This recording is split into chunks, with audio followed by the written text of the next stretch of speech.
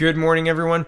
Elizabeth May is interested in being the next Speaker of the House of Commons. That was the headline on October 30th. And, well, I think it has a lot to do with the announcement from yesterday. Here we go. Green Party leader Elizabeth May says she's thinking about running to become the next Speaker of the House of Commons. Quote, "It interests me," May told CBC News from Toronto.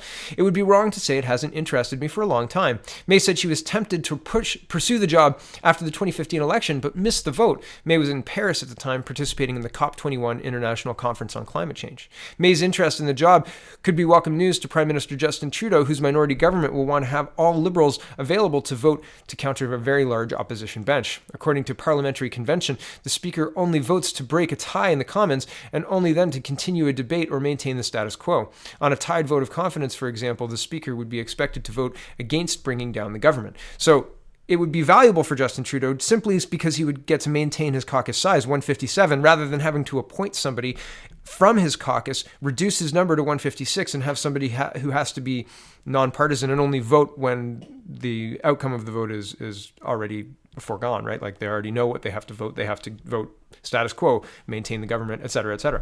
So it's interesting. I'm going to scroll down. Here's what would happen to the Greens. May said she's still weighing the pros and cons of a Speaker run. For one thing, serving as Speaker would require her to relinquish the Green leadership. Quote, "If elected Speaker, obviously one can't be party leader," May said. "Do we launch a leadership succession plan now? Do we give it 6 months in case there's a snap election?" And here's the report from yesterday from the Globe and Mail. It says Elizabeth May resigns as Green Party leader after 13 years, plans to remain MP. After more than a decade as one of the most recognizable advocates for the environment in Canada, Elizabeth May has announced Monday that she has resigned as leader of the Green Party. Ms. May rose in federal politics from a party leader with no seat in the House of Commons to the federal leaders debates and then to MP. Now with three Green MPs, she told reporters in Ottawa it's time for someone else to take a shot at the top job. Quote, "I'm very excited about this. I wanted to choose a moment when we had a lot of success before leaving," Ms. May told reporters on Parliament Hill. Her announcement came 2 weeks after a bittersweet federal election result in which the party elected more MPs than ever before, but fell well short of expectations. Despite expanding their support, the Greens will hold less sway than other opposition parties because they don't hold the balance of power in the minority government. Right? They don't have enough seats to push anyone over the top, so they can't really get any other parties to do anything because none of the other parties want their 3 votes.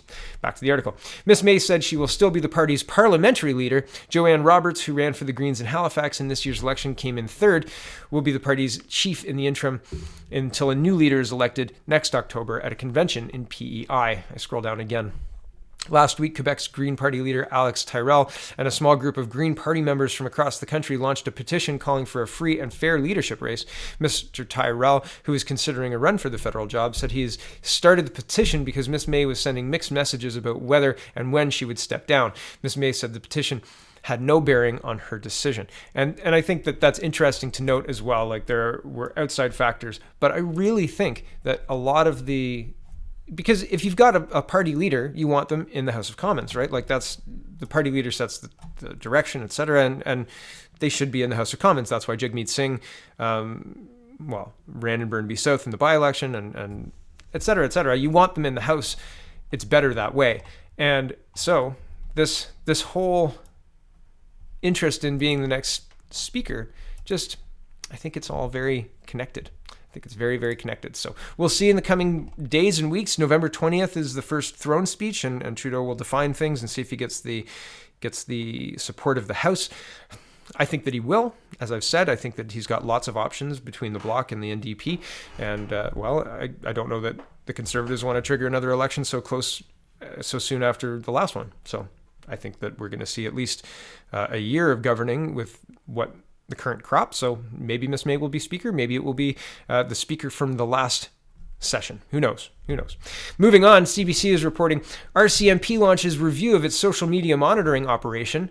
Yeah, they're monitoring social media. So if you're posting on Twitter, they're watching you. They're watching you because that's public. They're watching you. Not all Canadians know they're under suspicion. So note, Canadians, you're under suspicion, says Citizen Lab. The RCMP has launched an internal review to make sure it's obeying the law in the way it monitors Canadian social media accounts, according to documents obtained by CBC News. The National Police Force says it's keeps an eye on social media accounts, Twitter, Facebook, and Instagram, among others, in two ways: reactively after a crime has been committed, and proactively to deter and prevent crimes. Did you guys remember Minority Report? Pre-crime? You know, the pre-crime unit? Yeah, right. Whew, slippery slope, everyone. Slippery slope. During the recent election, back to the article, the RCMP even compiled daily threat reports on online expression of hate targeting federal political leaders. Now the RCMP is auditing those techniques to make sure they agree with the law. How this information is handled and managed needs to be consistent across the country to ensure that court requirements are adhered to and that privacy concerns are met, says a summary of the audit obtained by CBC News through access to information. Police authority to use investigative techniques such as access to social media accounts and phone records while respecting privacy laws is still being clarified. The audit will determine if the RCMP's use of open source access information is consistent with applicable policy and legislation, says the summary document. RCMP spokesperson Corporal Caroline Duval said the force uses open source monitoring, which means watching something already publicly available online, like a Twitter post or a public Facebook post, during high-risk situations, standoffs involving active shooters, for example, and to locate missing persons or identify emerging threats. Duval said police even tracked down a direct threat against a federally elected official in 2018 after keeping an eye on social media posts. The collection of open-source intelligence does not include private information, such as emails or private messages, she said in an email to CBC News. Surveillance of any private communication requires judicial authorization. That means they have to get a warrant. They have to ask somebody to watch your emails and things. Scrolling down a little bit. In Canada, when you publish, say, on Twitter or a public Facebook message or something like that, you're actually still retain an element of control and privacy over what's stated, he said. So before the government can go and download, access, read, or analyze what you've put up, they have to have a direct and clear reason. And it can't be something like what we want is to know what's going on in Toronto, so we're monitoring all communications in Toronto. That would be a disproportionate form of mass surveillance. Right, so what he's saying is they can't just collect everything and then analyze it. There has to be, we're looking at this crime, we're looking at this specific thing, we're looking for this. And it, like I've said, it's a slippery slope, right? If they're looking for threats and somebody says, well, the article gets to it, misunderstandings, etc. So I'll let the article make the point. Back to the article. Parsons said that kind of surveillance can get dangerous for individuals when police interpret snarky or humorous tweets as threats. Back in 2012, a UK tourist was denied entry into the US after tweeting that he was going to, quote, destroy America, which is slang for party. Quote, we assume that what we've put online is understood by the people who receive it, and that's all sorts of situations of social media monitoring, and there's all sorts of situations of social media monitoring, especially cases out of the US where people have had a very, very severe and problematic ... consequences for entirely banal, legitimate, innocent tweets, Parsons said. And right, if there's a misunderstanding, if the slang that is used in the UK is not used in the US, well, I mean, that could lead to some disastrous results. Thought crime gone amok, right? Pre-crime gone amok.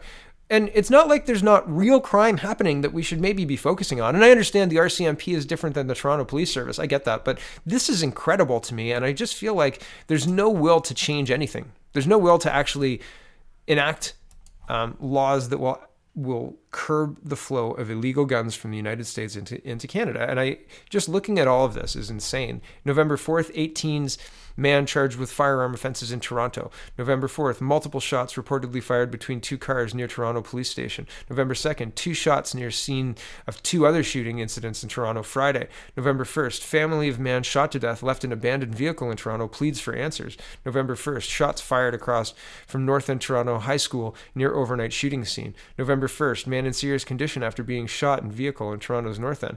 October 31st, 2 teens in serious condition after shooting in Toronto's East End. October 31st, Toronto Police Chief extends Guns and Gangs initiative amid record number of shootings. It's just sad. But the RCMP, let's review our thought crime. It just seems so tone deaf and so wildly out of touch with what we should be focusing on. I just felt it needed to be noted. The last story for this morning is a Faith Goldy story, and she's going back to when she was on GoFundMe, and you'll remember, and I'll show you a tweet, where Miss Goldy was trying to raise funds to pay back Bell for their legal fees because she took them to court for refusing to play her ads during the mayoral race. They didn't play her ads because they felt that she was so racist that it would damage their business. And the judge refused to hear the case. And after refusing to hear the case, because Bell clearly broke the law, after refusing to hear the case, said that Goldy had to pay for Bell's legal fees. So that's what this GoFundMe was for. So this is Faith Goldy, and she says, quote, "I got banned from GoFundMe for raising legal funds not relating to any criminal charge against me.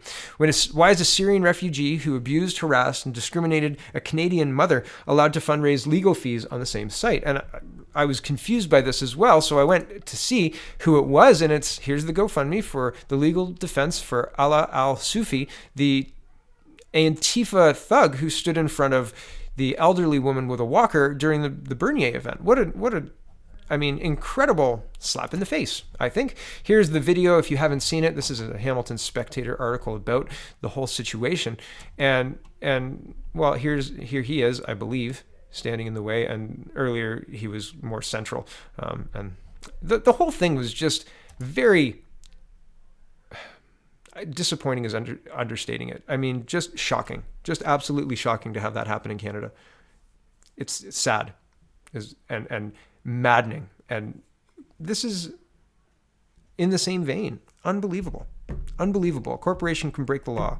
A terrorist can stand in front of an elderly woman and assault her by refusing to allow her to proceed in a crosswalk, right? That is assault by definition under Canadian law. And he can raise funds on GoFundMe, but Faith Goldy can't. What's happening to our country? Like, this is not acceptable. This is not okay. Unbelievable. Here's the archived tweet from Faith Goldy with the story about Bell and the legal fees, et cetera, et cetera. I'm not going to read it. The link is in the description. Here it is if you want it. Well, I'll read it, fine. Update: after collecting roughly $3,000 in 3 hours, my GoFundMe page has been removed. I received no email notice from them stating why my lawful campaign was banned. And this is Faith Goldy. I have 30 days to come up with $43,117.90 to cover Bell's legal fees. The establishment is trying to make an example of me to intimidate other nationalists. I won't be intimidated, but today I need your help.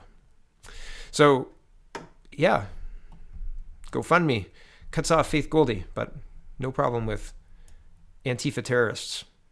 No problem with standing in front of elderly Canadian mothers and preventing them from going into a college to listen to a discussion on free speech. What is happening to our country? It's happening faster and faster every day. Thanks for watching, everybody. Check out CanadaPoly.com and have a wonderful, wonderful